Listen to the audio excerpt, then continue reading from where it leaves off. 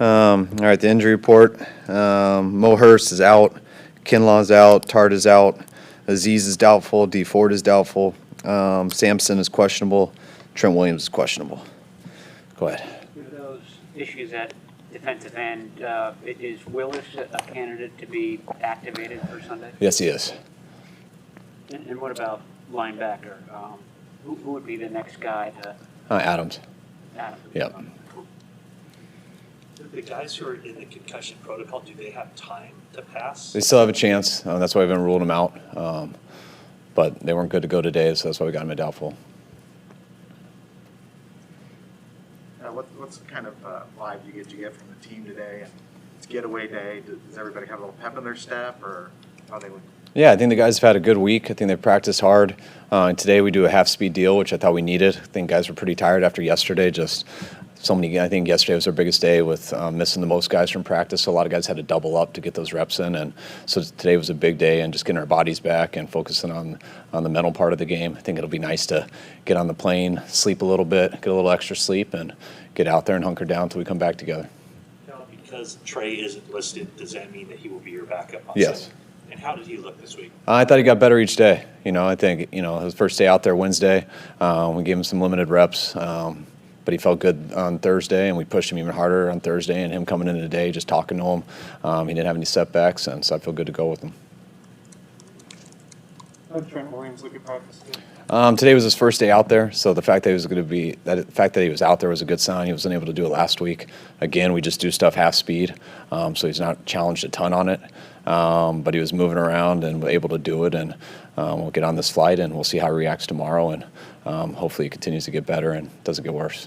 There have been a few injuries this year where guys have been day-to-day and then something happened at practice, had setbacks, etc. I mean, how frustrating is that for you, and is there a common thread, and does that have to do with the performance staff, and do you guys need to switch anything up from that standpoint? No, I just think, I don't think everything's an exact science, and no one has when it comes to an injury.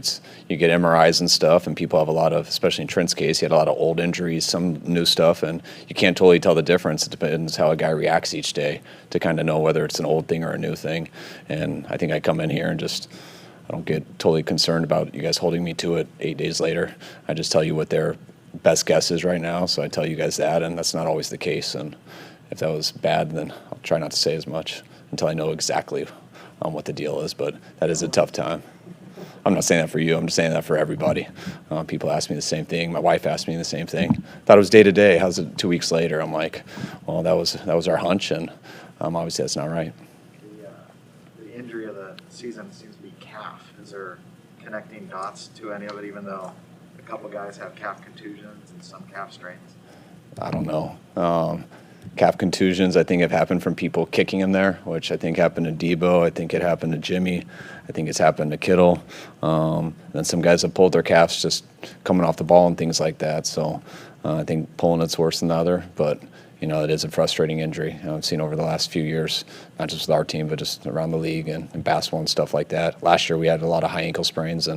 But, yeah, I don't know. I have a quarterback question. All right. I haven't got many of those.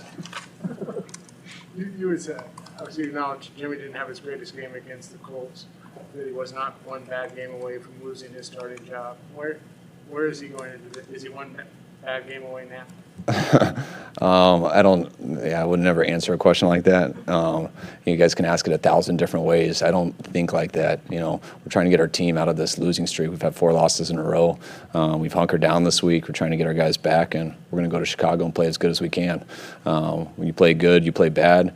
You review the tape after the game. You go into Monday and Tuesday, and you try to make decisions by Wednesday. I'll ask another question that you probably won't answer, but because he's cleared to play, does that mean that there is potentially a package in the game for him to go get in there like there was the first whatever? Every time Trey's up, there's always potential for him to have a package in the game. There's a notion, and I think it's romanticized a little, the way Jimmy played in 2017. I think the bar was so low, just quarterback play here through the years and everything, and he was obviously had the talent like we hadn't seen. But there's this notion like, well, he didn't know all the playbook, and he was kind of just playing on instincts and freelancing. And he still threw 5 interceptions in 5 games, so it wasn't all like it was great. But this notion like, oh, now he's had to be more regimented and do this, and it's taken some of his instinctual play out. Is there any merit to that? Yeah, I mean, he played a whole year of football in 19, so we're going back to 17 talking about things, but he played a whole year of football in 19, thought he did some real good things.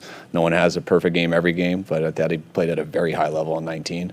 And he didn't get a play in 18 and much of 20, so here we are in 21, and I think he's played in 3.5, 4.5 games, and we'll see how the rest of the year goes. From a player accountability standpoint, I'm guessing that when you were a kid and on the sidelines and hanging around your dad's team, you heard about player-only meetings and players getting in each other's faces and holding each other accountable.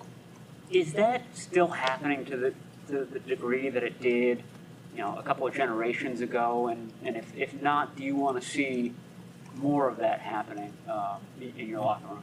Yeah, I don't know about from generations ago. I think each team's different. I think it depends on the individuals.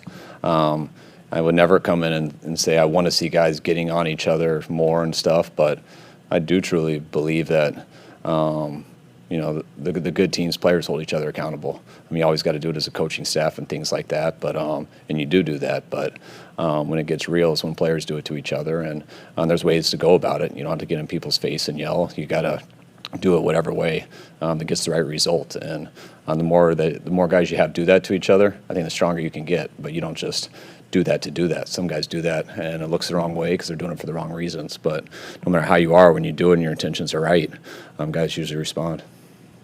George is such an emotional player, and that's infectious at times. When he's not in the game, in the lineup, is there a lack of that?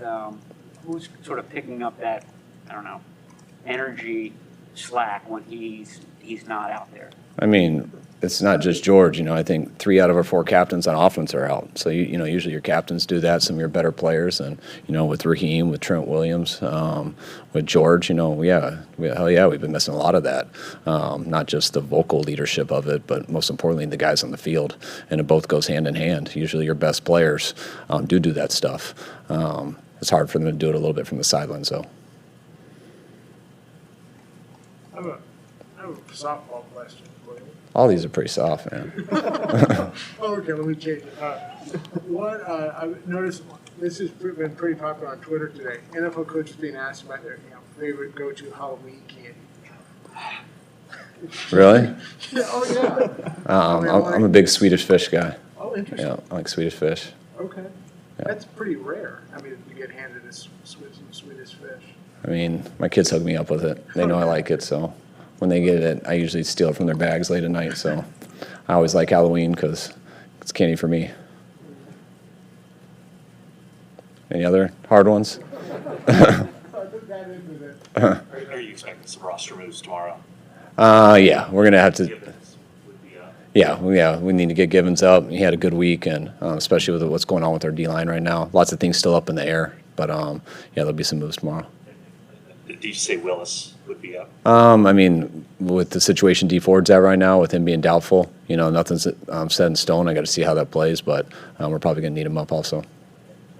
Any update on whether he? Yeah, Kinlaw ended up having a surgery.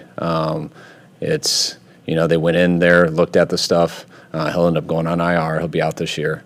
I think we'll have an announcement on it. So, I mean, there's a lot of things that went into it that they found and things like that. But I think the good news is they feel they solved the problem. And it's going to, obviously it hurts. He's not going to be with us this year. But just talking to the doctor, not me personally, but John and our doctors talking to him, he feels that he found the issue, and thinks that'll be good news for us next year. Is it Elatrosh? Yes. Ronnie Gold status next week? I hope he's back. Well, we'll see. That was the goal for it. We'll test him here come next Monday, Tuesday. Kinlaw surgery Thursday? Tuesday or Wednesday, I believe. I'm not sure. Anything else? Good, guys? Thank you. All right, thanks.